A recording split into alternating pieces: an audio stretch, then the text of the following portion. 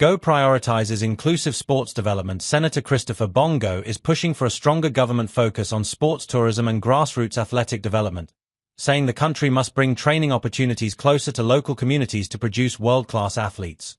During budget deliberations for the Philippine Sports Commission, PSC, Games and Amusements Board, GAB, and Philippine Racing Commission, PhilRACOM, Go called for the establishment of regional sports training centers to make athletic opportunities more accessible to young people across the country. We want to bring our sports training centers nationwide to give our athletes sufficient attention, Go said. The Philippines is big, and tickets to go to Manila are now expensive. Let us bring government services closer to them. Go cited that many promising athletes from rural communities are forced to travel to Manila for proper training. Establishing regional centers, he stressed, would help identify and develop local talent without forcing young athletes to leave their hometowns at an early age.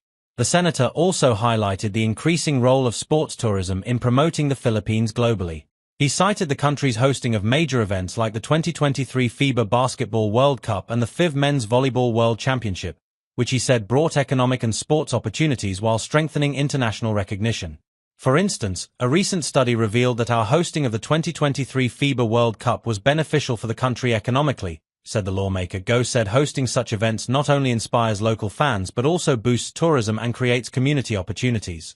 He also expressed optimism about the possibility of hosting the WTA Women's Open, noting the rise of Filipino tennis star Alex Ila. Beyond big events, Go emphasized the government must actively engage local communities and youth in sports programs, explaining that sports instill discipline and steer young people away from harmful vices. Through sports, I always remind people, we build discipline, character, and a healthier, drug-free generation, he said. Remember, get into sports, stay away from drugs to keep us healthy and fit.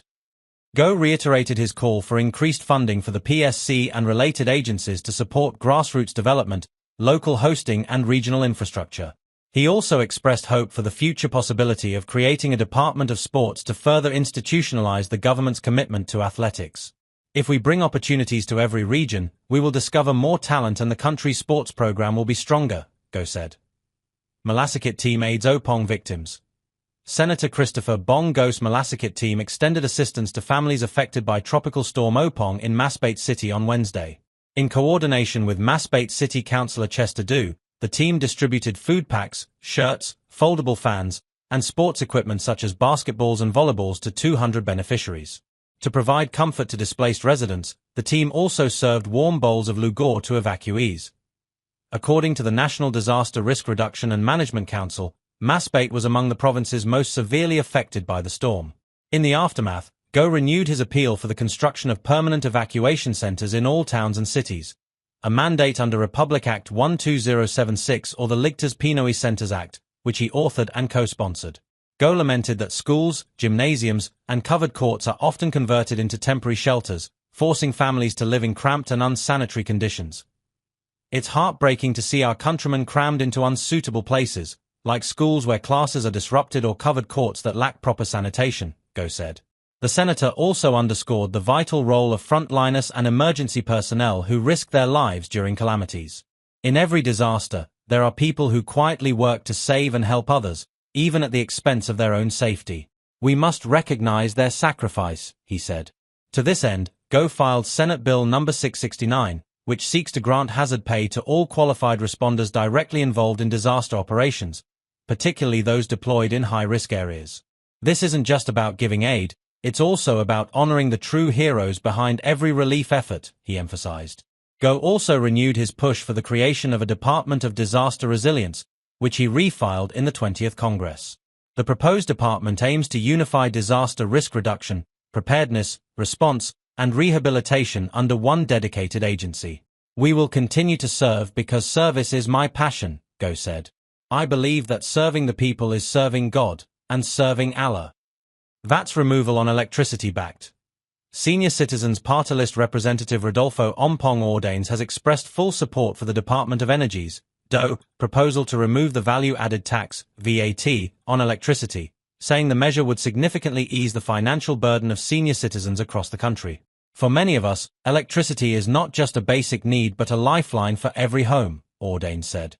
For senior citizens, access to electricity means comfort and safety, something that's especially important for one of the most vulnerable sectors of society. The lawmaker lauded Energy Secretary Sharon Guerin for championing the removal of VAT on power consumption, calling the initiative a clear act of compassion. Many seniors still shoulder electricity costs in their households, Ordain said. That's why we are ready to work hand in hand with the DOE to ensure this initiative gets the attention it deserves. It will not only ease their financial struggles but also guarantee a more comfortable life through continued access to electricity. Beyond supporting the VAT removal, the Senior Citizens Party List continues to push for an increase in electricity discounts for indigent and low-consuming seniors. Under current rules, senior citizens who consume up to 100 kilowatt-hour per month are entitled to a 5% discount.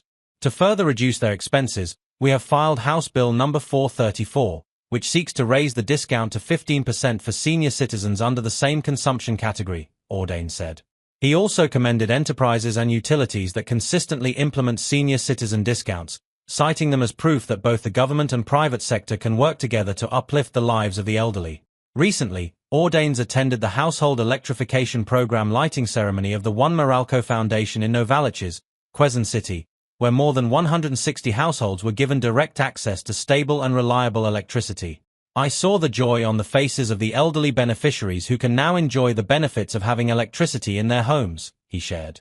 Reaffirming his commitment to the sector, Ordains vowed to continue pushing for fair and inclusive access to energy for all Filipinos, especially the elderly. As your voice in Congress, I will not stop fighting for decent, fair, and inclusive access to electricity, he said.